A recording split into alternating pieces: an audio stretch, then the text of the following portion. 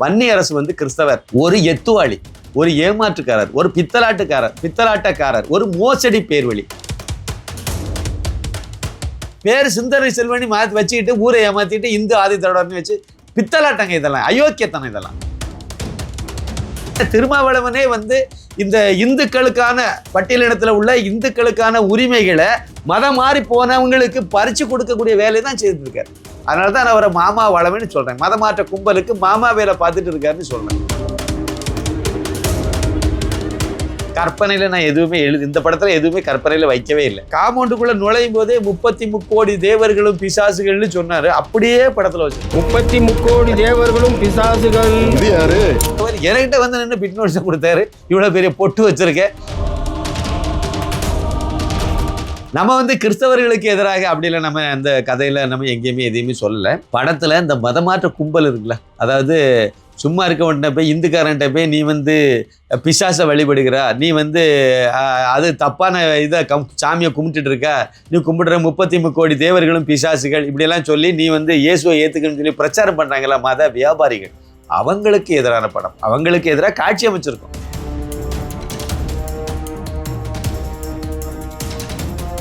ஜனவரி மாதம் 9ஆம் தேதி அப்ளை பண்ணோம். 13ஆம் தேதி படம் பார்த்தாங்க. 5 பேர் கொண்ட குழு பார்த்தாங்க. அதில் ஒரு அம்மா அவங்களுக்கு வந்து இந்த படம் வெளியே வந்தால் பெரிய கலவரம் வந்துடும் சொல்லியிருக்காங்க. உள்ளால படத்தை பார்த்தவங்க எல்லாருமே உண்மையாக அப்படியே போட்டு உடச்சிருக்குன்னு தான் சொல்கிறாங்க. மதமாற்ற கும்பல்கள் பண்ணக்கூடிய பித்தலாட்டங்கள் இதெல்லாம் நம்ம சொல்லியிருக்கோன்னு சொல்கிறாங்க.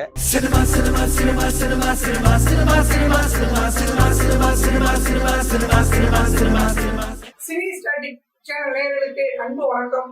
நீ நம்முடன் இருக்க சிறப்பு விருந்தினர் யாரு அப்படின்னா இந்தியாவுடைய இயக்குனர் சின்னப்பா கணேசன் நம்முடன் இருக்காரு.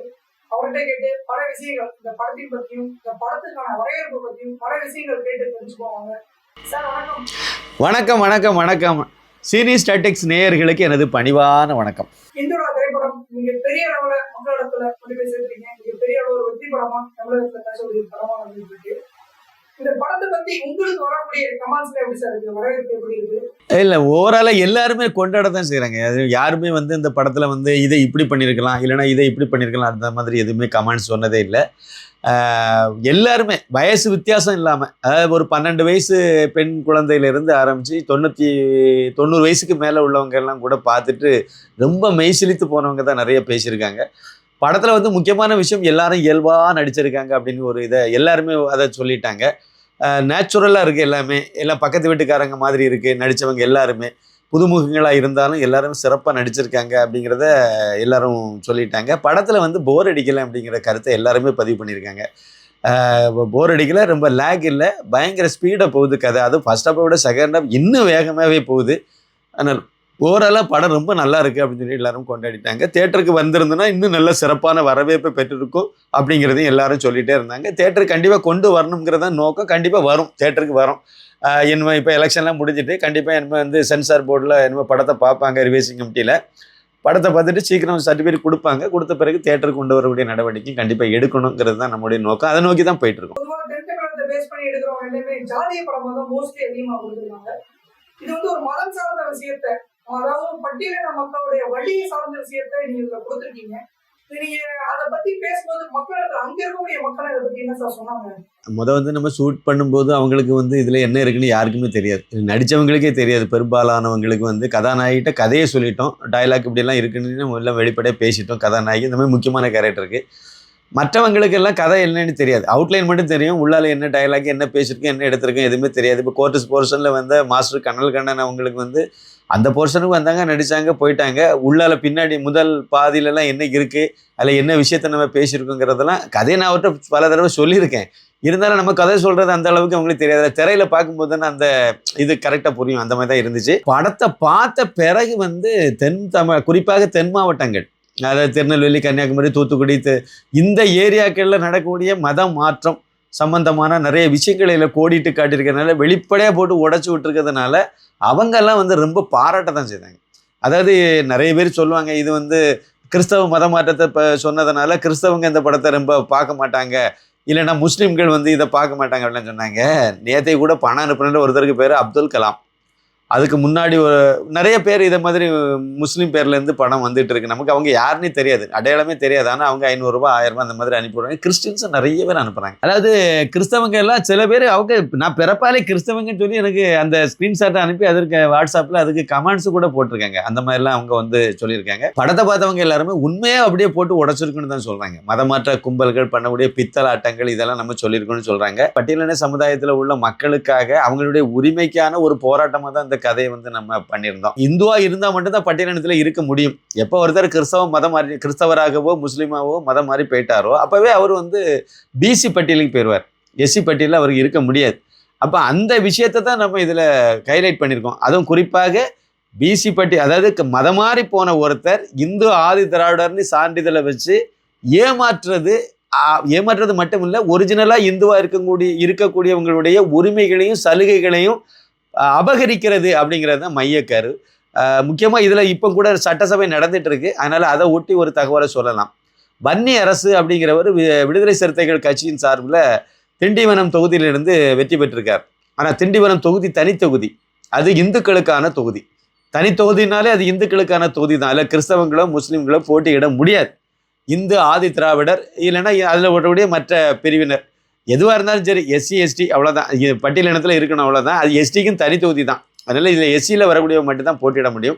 வன்னி அரசு வந்து கிறிஸ்தவர், ஒரு எத்துவாளி, ஒரு ஏமாற்றுக்காரர், ஒரு பித்தலாட்டக்காரர், ஒரு மோசடி பேர்வழி. ஏன் அப்படி சொல்கிறேன்னா, ஒரு வக்கீல் பட்டத்தை வாங்கி வச்சுக்கிட்டு வாங்கினாரா, படித்து வாங்கினாரா, காசு கொடுத்து வாங்கினாரா, அதெல்லாம் எனக்கு தெரியாது, வச்சுக்கிட்டு இவ்வளோ பெரிய போக்கிரித்தனத்தை பண்ணலாமா? கிறிஸ்தவராக நீங்கள் கிறிஸ்தவன் ஒத்துக்கிட்டீங்க, கிறிஸ்தவராக இயேசு கிறிஸ்துவை ஏற்று நான் கிறிஸ்தவராக போகிறேன்னு போயிட்டீங்க, சந்தோஷம். அது நீங்கள் உங்களுடைய உரிமை, வழிபாட்டு உரிமை, அதில் யாரும் தலையிடலை. ஆனால் கிறிஸ்தவராக போன பிறகு சட்டம் படித்தேன்னு சொல்லக்கூடிய நீங்களே அம்பேத்கர் சட்டத்துக்கு முரணாக நடக்கலாமா? சட்டசபையில் பதவி ஏற்றவர் இந்து ஆதி திராவிடர்னு 420 வேலை பார்த்து போலியான சர்டிஃபிகேட்டை கொடுத்து தேர்தல் கமிஷனை ஏமாற்றி மக்களையும் ஏமாற்றி அந்த ஆள் இன்னைக்கு வந்து சட்டசபையில் உறுப்பினராக பதவி ஏற்றிருக்காரு. இதை எதிர்த்து நடந்த ஹைகோர்ட்டில் கேஸ் வழக்கு இருக்குது. ஆனால் அவங்க எப்போ இதை வந்து அநேகமாக 5 வருஷம் ஒரு பதவி காலம் முடிஞ்ச பிறகு தான் இவங்க எடுப்பாங்கன்னு நினைக்கிறேன். இதெல்லாம் கோர்ட் வந்து இதனுடைய முக்கியத்துவத்தை கருத்தில் கொள்ளணும் ஏன்னா இது வந்து தேர்தலுக்கு அவங்க வந்து மனு தாக்கல் பண்ண உடனே இது வழக்கு தாக்கல் பண்ணிட்டாங்க அப்படின்னா உடனே இந்த அவசர வழக்கை எடுத்து அதை வந்து அவங்க பதவியை போட்டியிட தவிர்த்திருக்கணும். ஏன் திருமாவளவன் கட்சியில் இந்துக்களே இல்லையா? ஒரு ஒரிஜினலாக இந்துக்காரனை விட வேண்டியது தானே தனி தொகுதியில். இந்த தடவை 8 இடத்துல அவர் சீட்டு போட்டியிட்டது. அதில் வந்து தனி தொகுதிகளில் மட்டும் 3 பேர் கிறிஸ்தவங்க போட்டியிட்டதில் துரதிர்ஷ்டவசமாக இல்லை, அதிர்ஷ்டவசமாக 2 பேர் தோல்வி அடைஞ்சிட்டாங்க. சிந்தனை செல்வன் 5 வருஷம் வந்து சட்டமன்ற உறுப்பினர், கிறிஸ்தவர். அவர் பேர் சிந்தனை செல்வனி வச்சுக்கிட்டு ஊரை ஏமாற்றிட்டு இந்து ஆதி திராவிடர்னு வச்சு பித்தலாட்டங்க. இதெல்லாம் அயோக்கியத்தனம். இதெல்லாம் அதே மாதிரி வந்து எழில் கரோலின், அந்த கரோலினுங்கிற பேரை கேட்டாரே அது கிறிஸ்தவ பெண்மணி தெரியும். அது தலித் எழில்மலையுடைய தலித் எழில்மலையே கிறிஸ்தவர் தான், அவருடைய பொண்ணு. அவங்க தனி தொகுதியில் போட்டிடுறதுக்கு இவர் வாய்ப்பு கொடுத்திருந்தார் திருமாவளவன். அப்படின்னா திருமாவளவனே வந்து இந்த இந்துக்களுக்கான பட்டியலினத்தில் உள்ள இந்துக்களுக்கான உரிமைகளை மதம் மாறி போனவங்களுக்கு பறித்து கொடுக்கக்கூடிய வேலையை தான் செய்துட்டு இருக்கார். அதனால தான் நான் அவரை மாமா வளவன்னு சொல்கிறேன். மதமாற்ற கும்பலுக்கு மாமா வேலை பார்த்துட்டு இருக்காருன்னு சொல்கிறேன். இதெல்லாம் பெரிய அயோக்கியத்தனம். இதை தான் நம்ம படத்தில் காணிச்சிருக்கோம், காட்சிப்படுத்தியிருக்கோம், இதை தான் விஷயத்த சொல்லியிருக்கோம். அதனால் இது அப்பட்டமாக நடக்கிற விஷயம். ஏற்கனவே பாருங்கள், காங்கிரஸினுடைய மாநில தலைவர் செல்வ பெருந்தகை 5 வருஷம் அவர் வந்து ஸ்ரீபெரும்புதூர் தொகுதியிலிருந்து வெற்றி பெற்று சட்டமன்ற உறுப்பினராக இருந்தார். அந்த தொகுதி தனி தொகுதி. இவர் கிறிஸ்தவன், எப்படி தனி தொகுதியில் போட்டிட்டாரு? கேலி கூத்தா இல்லையா? இது எவ்வளோ பெரிய அயோக்கியத்தனம் இது. அதே மாதிரி எக்மோர் தொகுதியில் திமுக சார்பில் நின்று தோற்று போன ஆள் தமிழன் பிரசன்னா, பேரை பார்த்துருங்க, தமிழன் பிரசன்னா, ஆளு கிறிஸ்தவன், மதம் மாறி போயிட்டாரு. இப்போ கிறிஸ்தவராக போயிட்டீங்க, அது பிறகு எதுக்கு நீங்கள் இந்து ஆதி திராவிடர்னு அந்த போர்ஜரி பண்ணி அந்த போலி சான்றிதழை வச்சு ஏமாத்துறீங்க? இதெல்லாம் வந்து கவனிக்கப்பட வேண்டியது. இன்னும் நிறைய பேர் இந்த லிஸ்ட்டில் இருக்காங்க. வருங்காலத்தில் அதை ஒரு விழிப்புணர்வு இல்லை வரணுங்கிற நோக்கம் தான் எனக்கு, வேற ஒன்றும் கிடையாது. இந்த மாதிரி தப்பு பண்ணக்கூடாதுல்ல. நேர்மையாக நீங்கள் இருந்திருப்போங்க, கிறிஸ்தவன்னு சொல்லுங்கள், இல்லை முஸ்லீம்னு சொல்லுங்கள், அப்படியே இருந்திருப்போங்க. இதுமாதிரி அரசாங்க வேலை வாய்ப்புகளில் நிறைய பேர் வந்து அபகரிக்கிறதுனால ஒரிஜினலாக இந்துவாக இருக்கக்கூடிய பட்டியலினத்தில் இருக்கக்கூடியவங்க, இந்த கூலி வேலை செய்யக்கூடிய பிள்ளைகளுக்கு கிடைக்கக்கூடிய உரிமைகளையும் சலுகைகளையும் மதம் மாறி போனவங்க பிடுங்கி திங்குறாங்க அப்படிங்கிறது தான் உண்மை. அது வந்து இப்போ வேலை வாய்ப்பாக இருக்கட்டும், படிப்பாக இருக்கட்டும், பதவி உயர்வாக இருக்கட்டும், எல்லா இடத்துலையும் இந்த சீரழிவு இருக்குது. அதை தான் மையக்கருவை வச்சு இந்த படத்தை எடுத்துருந்தா நல்ல வரவேற்பு. அதே மாதிரி சார் இப்ப நீங்க இந்த படம் பத்தி எடுக்கும்போது கிறிஸ்துவர் சைடுல கிறிஸ்துவர்களுக்கு எதிராக அந்த படத்தை நீங்க எடுத்துருங்க. கிறிஸ்துவர்கள் சைடுல இருந்து மதமாற்ற கும்பல் வந்து உங்களுக்கு எதிர்ப்பு எதுவும் வந்துச்சா? நம்ம வந்து கிறிஸ்தவர்களுக்கு எதிராக அப்படி இல்லை, நம்ம அந்த கதையில நம்ம எங்கேயுமே எதையுமே சொல்லலை. படத்துல இந்த மதமாற்ற கும்பல் இருக்குல்ல, அதாவது சும்மா இருக்கவன்ட்ட போய் இந்துக்காரன்ட்ட போய் நீ வந்து பிசாசை வழிபடுகிறா, நீ வந்து அது தப்பான இதை சாமியை கும்பிட்டுட்டு இருக்க, நீ கும்பிடுற 33 கோடி தேவர்களும் பிசாசுகள் இப்படியெல்லாம் சொல்லி நீ வந்து இயேசுவை ஏற்றுக்கணும்னு சொல்லி பிரச்சாரம் பண்ணுறாங்களா மத வியாபாரிகள், அவங்களுக்கு எதிரான படம். அவங்களுக்கு எதிராக காட்சி அமைச்சிருக்கோம், அவங்களுக்கு எதிரான விஷயத்த நம்ம சொல்லியிருக்கோம். அதில் அது பைபிளில் வர வசனத்தை சொல்லி நம்ம அவங்களுக்கு பதில் சொல்லியிருக்கோம். இன்னும் சொல்ல போனால் கடைசியில் அதில் வரக்கூடியவங்களே இந்துக்காரன் தான் சம்பளத்துக்காக வேண்டி போனாங்கிற மாதிரி தான் அதில் காட்சிப்படுத்தியிருக்கோம். அதில் கிறிஸ்தவ மதத்தை பற்றி நம்ம இதில் விமர்சனம் பண்ணலை, இயேசு கிறிஸ்துவை பற்றி நம்ம பேசலை, இல்லை அல்லாவை பற்றி நம்ம பேசலை. அதுக்கு நமக்கு சம்மந்தமே கிடையாது, கதைக்கும் நமக்கு இருக்கும். நாம் இந்த மாதிரி ஒன்றுக்குள்ளே ஒன்றா இருக்கக்கூடிய இந்து கிறிஸ்தவ சமுதாயத்துக்கு இடையில் இந்த மாதிரி தேவையில்லாத வெட்டி வேலை பார்த்து இயேசு அழைக்கிறாரு பிட் நோட்டீஸை கொண்டு கொடுத்து அது சும்மா இருக்கக்கூடிய சங்க ஊதி கெடுத்தான்னு சொல்ல முடியாது. அதை மாதிரி இந்த போக்கு அயோக்கியத்தனம் பண்ணக்கூடாதுங்கிறது நோக்கம். அதனால் அது பற்றி சம்மந்தப்பட்ட காட்சியை நம்ம வச்சுருக்கோம். படம் வந்த பிறகு அங்கே யாருமே அதான் உண்மையை தானே சொல்லியிருக்கோம், யார் கேட்க முடியும்? இப்போ வந்து இதில் இல்லாதது எதையும் நான் சொல்லியிருந்தேன்னா கேள்வி கேட்பாங்க, எப்படி நீ சொல்கிறது போய் தவறு இல்லை நடக்காதது அப்படின்னு சொல்லுவாங்க. எல்லாமே என் வாழ்க்கையில் பல தடவை நடந்த சம்பவங்கள் இதில் இருக்கக்கூடியது. பல்வேறு சம்பவங்கள் என் வாழ்க்கையில் நடந்தது. கற்பனையில் நான் எதுவுமே இந்த படத்தில் எதுவுமே கற்பனையில் வைக்கவே இல்லை. அதனால் எல்லாமே உண்மைதான். தமிழில் பேர் வைக்கிறேன்னு சொல்லி திருமாவளவன் 5000 பேருக்கு தமிழில் பேர் வச்சதே ஒரு பெரிய எத்துவாளித்தனம், மோசடி. அதாவது கிறிஸ்தவராக இருக்க ஜான்சன், மோரிசன் அப்படி இருந்த பேர்கள் எல்லாம் தமிழ் பேரை அன்பழகன், அறிவழகன் மாற்றி வைக்கிறது செய்த ஒரு சூதாட்டம், பித்தலாட்டம், அது ஏமாத்து வேலை. அப்படி கிறிஸ்தவர்கள்லாம் இந்து ஆதி திராவிடங்கிற போலீஸ் சான்றிதழ் வாங்குறதுக்காக கட்டமைக்கப்பட்டது, செட்டப் செய்யப்பட்டது. அந்த வேலையை செய்தவர் தான் திருமாவளவன். அதைத்தான் நம்ம படத்துலையும் காட்சிப்படுத்தி வச்சுருக்கோம். அதனால் யாருமே இதை பற்றி கேட்கவே இல்லை. கேட்டால் உண்மை வெளியே தெரியும். அதனால அவங்க யாருமே கேட்கல. அது மதமாற்ற கும்பல்கள்ல இருந்து யாரும் நம்மகிட்ட இதை பற்றி பேசவும் இல்லை, கேட்டது. ஏன்னா அது இல்லைன்னு யாரும் மறுக்க முடியாதுல்ல. பிட் நோட்டீஸ் கொடுக்கலன்னு எங்கேயாவது சொல்ல முடியுமா? சென்னையில் ஒரு 2 மாதம் இந்த படத்தை சென்சாருக்கு அப்ளை பண்ண அந்த நேரத்தில் சென்னை குன்றத்தூர் முருகன் கோயிலில் வந்து பிட் நோட்டீஸை கொடுத்து பெரிய பிரச்சனையாச்சு, வீடியோலாம் வைரல் ஆச்சு. அங்கே மதுரை வயலில் ஒரு நாள் பைபாஸில் போயிட்டு இருந்து ரோட்டில் ஓரமாக நின்று ஒருத்தர்கிட்ட பேசிகிட்டு இருக்கேன். பைபாஸில் போனேன், அங்கேருந்து ஒருத்தர் வந்தார். அவர் எதிரில் வந்தவர் என்ன கூட 2 வீலரை கொண்டு வந்தார். நான் இன்னொரு 2 வீலரை அவர்கிட்ட கொடுத்து அனுப்புறதுக்காக போனோம். மதுரை வயலில் வந்து அவர் எதிர் திசையில் நின்னார் வண்டியை வச்சுட்டு. அப்படியே ரேட்டை கிராஸ் பண்ணி இங்கே வந்தார். அதில் 2 நிமிஷம் என்கிட்ட பேசிட்டு இருந்தார். அந்த டைமில் ஒரு 2 வீலரில் வந்தவர் என்கிட்ட வந்து நின்று பிட் நோட்டீஸை கொடுத்தாரு. இவ்வளோ பெரிய பொட்டு வச்சுருக்கேன், ஹெல்மெட்டை தூக்கிட்டு அப்படியே அடிக்க போனால் ஓடி போயிட்டார். அதோட கொடுத்ததை கிழிச்சு மூஞ்சில் வீசி அடித்து துரத்தி விட்டோம். இது நடந்துகிட்டு தானே இருக்கு.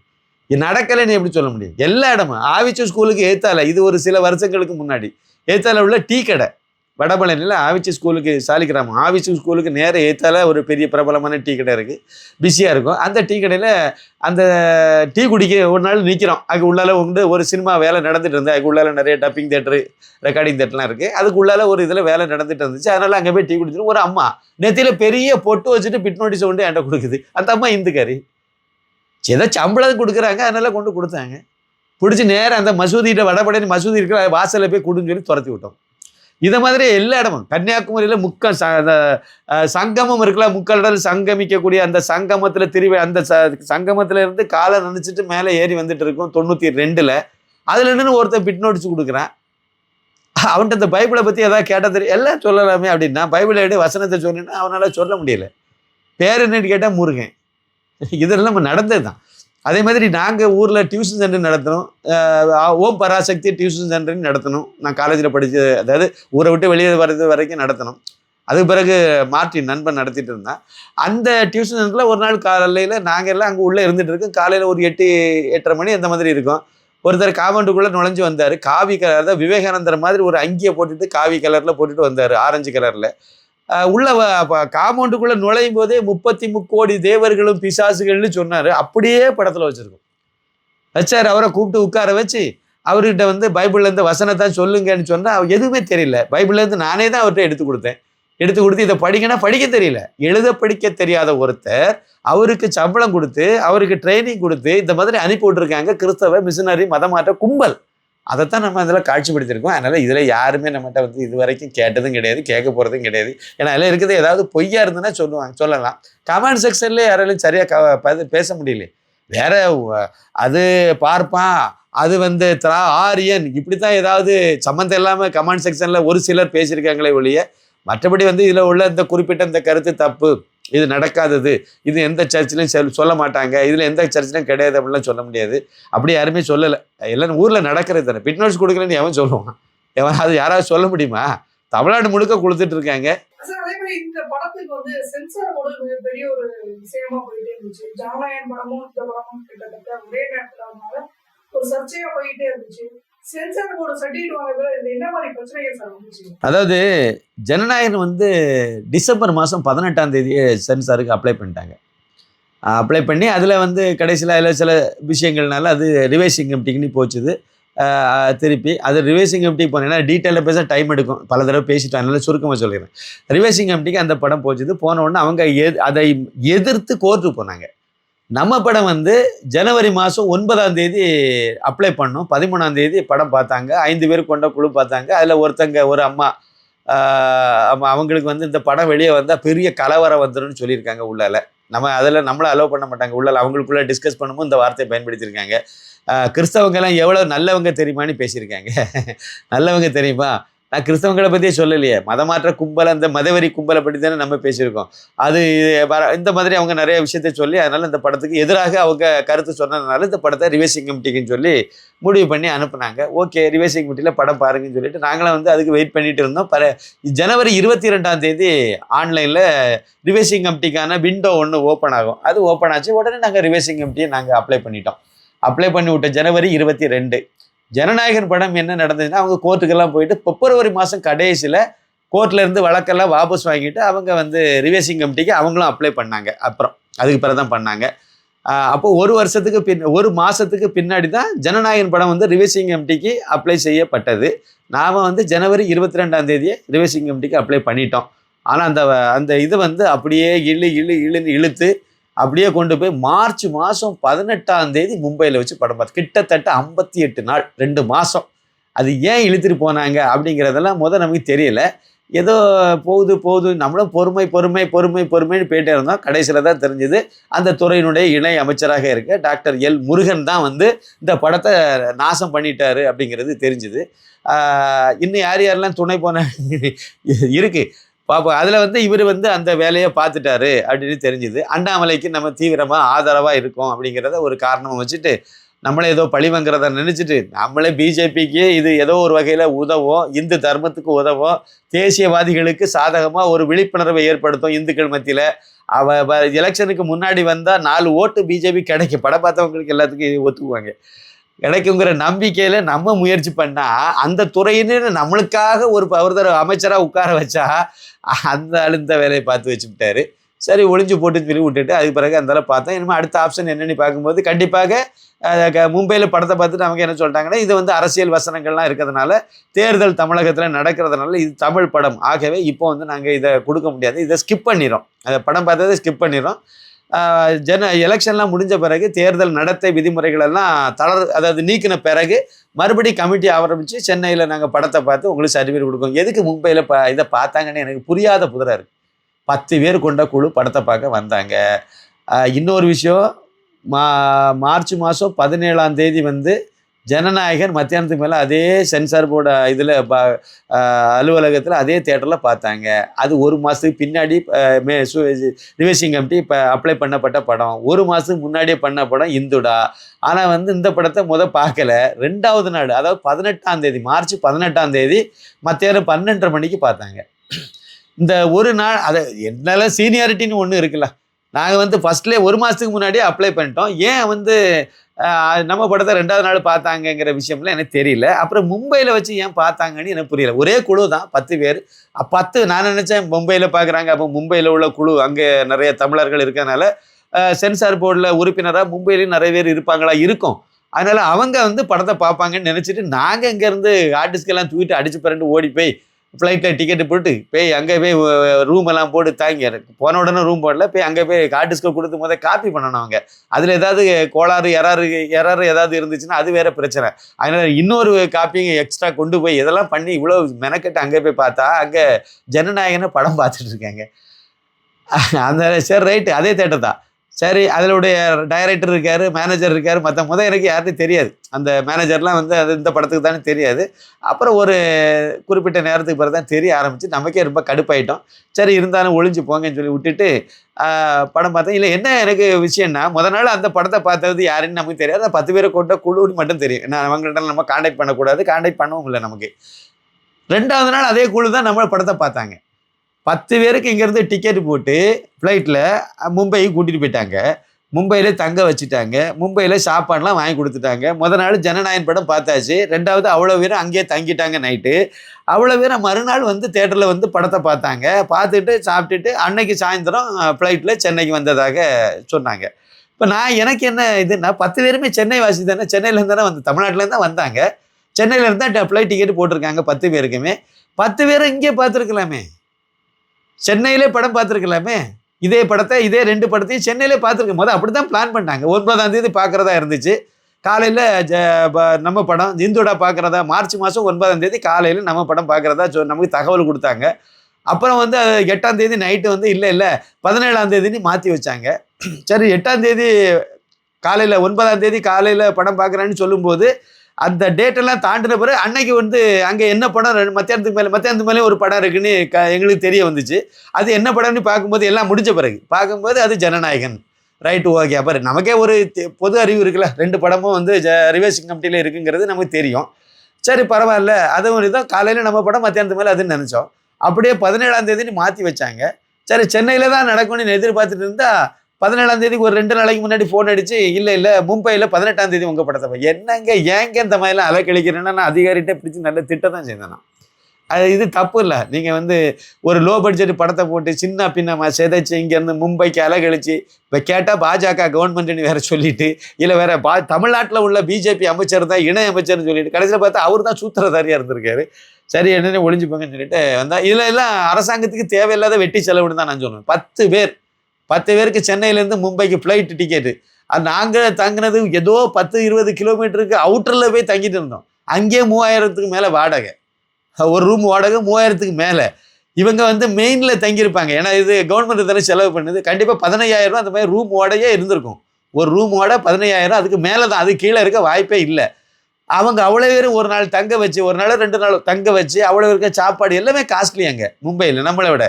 அப்போ அங்கே ஏன் இந்த வேலையை செய்தாங்க, இதுக்கு ஏன் யார் காரணம், எதுக்கு இந்த மாதிரி பண்ணாங்க, அதிகாரிகள் பண்ணாங்களா, இல்லை இதுலேயும் எல்முருகன் தான் அந்த பின்னாடி வந்து இயங்கினாரான்னு எனக்கு தெரியல. இது லாஜிக்கே எனக்கு புரியலை. சென்னையிலேருந்து தான் எல்லாரும் போகிறாங்க, ஒரே ஒரு அதிகாரி அங்கேருந்து இங்கே வரணும். 1-2 பேர் சேர்மனும் இல்லைன்னா போர்டு மெம்பரும் சிஇஓவும் இங்கே வரணும், அவ்வளோதான். அவங்க 2 பேருக்கு டிக்கெட் போட்டு இங்கே வர வச்சு இங்கே ரூம் போட்டு கொடுத்து தங்க வச்சு படத்தை வேலையை முடிச்சுட்டு அனுப்புவீங்களா, இல்லை இங்கேருந்து 10 பேர் அங்கே கூட்டிகிட்டு போய் வெட்டி செலவு ஏன் பண்ணாங்கன்னு எனக்கு தெரில. என்ன லாஜிக்குன்னு எனக்கு புரியலை. சரி இருக்கட்டும், எப்படியோ போட்டு அலைக்கழிச்சு எடுத்து முடித்தாங்க. அப்புறம் நான் யோசித்தேன், சரி ரைட்டு, எப்படியும் எலெக்ஷனுக்கு முன்னாடி என்ன வரதுக்கு வாய்ப்பு இல்லை, திரையில் வரதுக்கு வாய்ப்பு இல்லை. ஏன்னா சென்சார் சர்டிஃபிகேட்டே வந்து தியேட்ரிக்கல் ரிலீஸுக்கானது. அப்போ திரையரங்கில் இதை கொண்டு வரணும் அப்படின்னா கண்டிப்பாக சென்சாரை வந்தால் தான் நம்ம போட முடியும். அப்போ அதுக்கு வாய்ப்பெல்லாம் போச்சுது. சரி அப்போ வந்து சோசியல் மீடியாவில் வெளியிடலாம். சோசியல் மீடியாவில்னா ஓடிடி தளங்கள், யூடியூப் இதை மாதிரி பண்ணலாம். அப்போ ஓடிடி ஒன்று இருக்குது, யூடியூப் இருக்குது. அப்போ ஓடிடியில் வெளியிடலாம்னு பார்த்தா பெரிய இதெல்லாம் வந்து 1-2 இதை அப்ரோச் ஒரே இதை அப்ரோச் பண்ணோம். அதில் வந்து அவங்க எவ்வளோ ரூல்ஸ் அண்ட் டேர்ம்ஸ் அண்ட் கண்டிஷன்லாம் நமக்கு செட் ஆகலை. ஏன்னா உடனே பண்ணுறதுக்கு அவங்களும் தயாராக இல்லை. சரி அப்போ என்ன பண்ணலாம் அப்படின்னு பார்க்கும்போது, சின்ன ஓடிடி தளத்தில் வெளியிட்டால் என்ன தர்ம சங்கடம்னா, படம் பார்க்குற ஒவ்வொருத்தருமே அதுக்கு சந்தாதாரராக ஆகணும், சப்ஸ்கிரைப் பண்ண வேண்டியது இருக்கும். அதுக்கு 500, 300, 400 கொடுத்து சப்ஸ்கிரைப் பண்ணி தான் நம்ம படத்தை பார்க்க வேண்டியது இருக்கும். அப்போ பார்த்தோம், அதெல்லாம் பார்க்குறத விட நம்மளே யூடியூப்பில் வெளியிட்டால் பிரச்சனை இருக்காது. வாலண்டரி கான்ட்ரிபியூஷன் கேட்போம், கேட்டு அவங்களால என்ன முடியுதோ அதை தரட்டும், முடிஞ்சதை அவங்க கொடுக்கட்டும். தேசியவாதிகள் தான் அதிகமாக பார்ப்பாங்கன்னு எதிர்பார்த்தா எல்லாரும் பார்க்குறாங்க. தேசியவாதிகள் மட்டும் இல்லை, எல்லா தரப்பு ஆடியன்ஸையும் இந்த படம், நான் தான் உண்மையிலே அப்படித்தான் நினச்சேன். இந்த படத்துக்கு பணம் கொடுத்து எடுக்க வச்சது கிட்டத்தட்ட ஒரு 100கணக்கான பேர் கொடுத்துருப்பாங்க. ஒரு 85 லட்சம் ரூபாய் அளவுக்கு செலவு பண்ணி இந்த படத்தை எடுத்தோம், எல்லா செலவும் சேர்த்து. 100 ரூபாயிலிருந்து 13,60,000 ரூபாய். 13,60,000 ரூபாய் கொடுத்தவங்க தான் அதிகம். அவங்க வந்து 13 லட்சம் கொடுத்து இந்த மும்பைக்கெல்லாம் போய் இந்த செலவெல்லாம் கூட அதுக்கு 60,000 ரூபாய் அதுக்கு பிறகு கொடுத்தாங்க. அதனால 13,60,000 ரூபாய் வரைக்கும் ஒரு நபர் கொடுத்துருக்காங்க. இப்படி நூற்றுக்கணக்கான பேர் கொடுத்து அதன் மூலமா எடுக்கப்பட்ட படம். அதனால இதை வந்து வாலண்டரி கான்ட்ரிபியூஷனாக கேட்போம். கேட்டுட்டு ஏன்னா நமக்கு நோக்கம் வந்து தேர்தலுக்கு முன்னாடியே வரணுங்கிறதுனால 23ஆம் தேதி ஓட்டுப்பதிவு. நாம் வந்து 16ஆம் தேதி நம்ம வெளியிட்டுட்டோம் படத்தை. வெளியிட்டு நம்ம எதிர்பார்த்த மாதிரி ரீச் ஆச்சுது. நம்ம மக்களுக்கெல்லாம் போய் ஓரளவுக்கு நல்லாவே ரீச் ஆகிட்டது. இதன் மூலமாக இது வரைக்கும் இன்னைக்கு காலையில் இப்போ பேசிட்டு இருக்கக்கூடிய நேரத்தில் காலையில் உள்ள நிலவரப்படி 15 லட்சம் ரூபாய் இது வரைக்கும் நமக்கு வந்திருக்கு. அந்த நல்ல உள்ளங்கள், அதாவது 50 ரூபா, 100 ரூபா, 10 ரூபா, அப்புறம் 500 ரூபாய், 1000 ரூபா, 50,000 ரூபாய், 20,000, 50,000, ஒருத்தங்க 56,000 ரூபாய் வெளிநாட்டில இருந்து அனுப்பியிருந்தாங்க. 56, 57, அது டாலர் கணக்கில் ஏதோ வந்ததெல்லாம் மாறி இருக்கு. இந்த மாதிரியெல்லாம் கூட அனுப்பியிருந்தாங்க. அந்த நல்ல உள்ளங்கள் நிறைய பேர் 10,000 ரூபாய், 5,000 ரூபாய்லாம் அனுப்பியிருந்தாங்க. இப்படியெல்லாம் அனுப்புனதுனால தான் இது வந்து இது வரைக்கும் 15 லட்சம் ரூபாய் இன்னைக்கு காலையில் நம்ம கிராஸ் பண்ணியிருக்கோம். பெரிய ஒரு அச்சீவ்மெண்ட்டாக தான் நான் நினைக்கிறேன். 1 கோடி ரூபாய் அளவுக்கு வரும்னு நான் எதிர்பார்த்தேன். இருந்தாலும் பரவாயில்ல, வந்துகிட்டே இருக்குது. இப்போவும் நிறைய பேர் முதலாவது படம் பார்த்தவங்க நிறைய அனுப்ப முடியாம போச்சு. இந்த QR கோடு வேலை செய்யாமல் அது பிளாக் ஆகி அதனால சிரமப்பட்டு நிறைய பேர் படம் அனுப்ப முடியாமல் போயிட்டாங்க. அவங்களெல்லாம் திருப்பி வேற QR கோடு கொடுத்து அவங்க வேற நம்பர், ஜிபே நம்பர் கொடுத்து, ஏன்னா இல்லை லிமிட் இருக்குது. அதாவது ஒருத்தர் வந்து நம்ம என்னுடைய ஜிபே நம்பருக்கு ஒரே நாளையில் 24 மணி நேரத்தில் ஒரு 30 பேர்னு நினைக்கிறேன், 30 பேர் மட்டும்தான் நமக்கு பணம் அனுப்ப முடியும். அப்போ 100 ரூபாயில் 30 பேர் அனுப்புனாங்கன்னா அதோட லிமிட் எக்ஸிடுன்னு அவங்களுக்கு வந்துடும். நாம் வெளியே யாருக்காவது அனுப்பினா ஒரு நாளைக்கு 1 லட்சம் ரூபா வரைக்கும் UPI டிரான்சாக்ஷன் பண்ண முடியுது. அந்த வகையில் நமக்கு அந்த ஜிபே, ஃபோன்பேயில் வந்து லாக்கு. அது ஒரு குறிப்பிட்ட நம்பர் ஆஃப் பீப்புளுக்கு மேலே அனுப்ப முடியாமல் சிரமப்பட்டுட்டாங்க.